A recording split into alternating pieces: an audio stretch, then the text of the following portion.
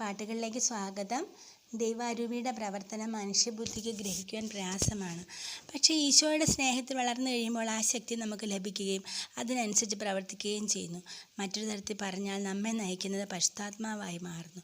നാം ഒരു പുതിയ സൃഷ്ടിയായി നന്മയും തിന്മയും ശരിയായ അർത്ഥത്തിൽ മനസ്സിലാക്കുന്നതിനും അതിനനുസരിച്ച് പ്രവർത്തിക്കുന്നതിനുമുള്ള സിദ്ധി നമുക്ക് ലഭിക്കുന്നു. ദൈവാരൂപിയാൽ നാം നയിക്കപ്പെടുകയും പാപത്തിൽ നിന്നല്ല തിന്മയിൽ നിന്ന് അകന്നു നിൽക്കുന്നതിനും സ്നേഹത്തിൽ വളരുന്നതിനും വളർത്തുന്നതിനും യോഗ്യരായി മാറുന്നു. കേട്ട് കേട്ട് ചെറുപ്പത്തിൽ മനസ്സിൽ പതിഞ്ഞ ഒരു പാട്ടാണ് വരിക വരിക പാവനാത്മൻ എന്നുള്ളത്. പരിശുദ്ധാത്മാവിൻ്റെ പാട്ട് എല്ലാവരും തന്നെ എല്ലാ ദിവസവും പാടുന്ന കാണും. ഒത്തിരി പാട്ടുകളുണ്ട്. പരിശുദ്ധാത്മാവെ നീ എഴുന്നള്ളി എന്നുള്ള ഏറ്റവും കൂടുതൽ പാടുകയും ഇഷ്ടപ്പെടുകയും ചെയ്യുന്ന പാട്ടാണ്. പക്ഷേ ഈ പാട്ടിൻ്റെ ഓരോ വരി ഉണർവും ഉന്മേഷവും പകർന്നു തരുന്നതുമാണ്. ഈ പാട്ടിന് എന്തോ ഒരു പ്രത്യേകതയുണ്ട്. നമ്മൾ തനിച്ച് മനസ്സിൽ ഒരു അസ്വസ്ഥതയൊക്കെ വരുമ്പോൾ ഇതൊന്ന് പാടി നോക്കുകയാണെങ്കിൽ ഒരു പ്രത്യേക അനുഭവം ഉണ്ടാവും.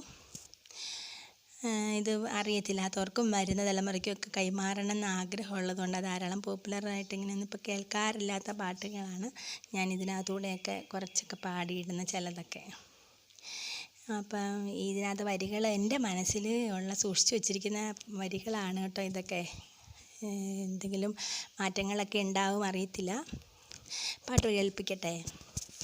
വരിക വരിക പാവനാത്മൻ എന്നിൽ വന്നു വാഴുക, നിന്റെ ദിവ്യദീപ്തി തൂകി എന്നെ നീ നയിക്കുക. ഇരുളടഞ്ഞ എൻ്റെ ഹൃത്തിൽ നിന്റെ കാന്തി ചിന്തുകിൽ, വെണ്മയാർന്ന നിന്റെ രമ്യ ഹന്യമായി ഭവിച്ചിടും. ഭാരമങ്ങു താങ്ങുക, രോഗമൊക്കെ മാറ്റുക, മന്ദരെയുണർത്തുക, വക്രത നിവർത്തുക, അന്ധകാരശക്തി ദൂരെയങ്ങകറ്റുക, മലിനമായതൊക്കെയും എന്നിൽ നിന്നു നീക്കുക.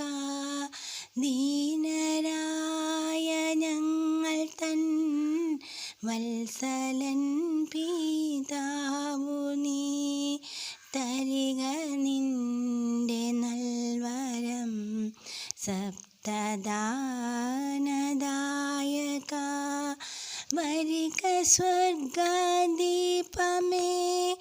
വരിക സ്നേഹഗായക,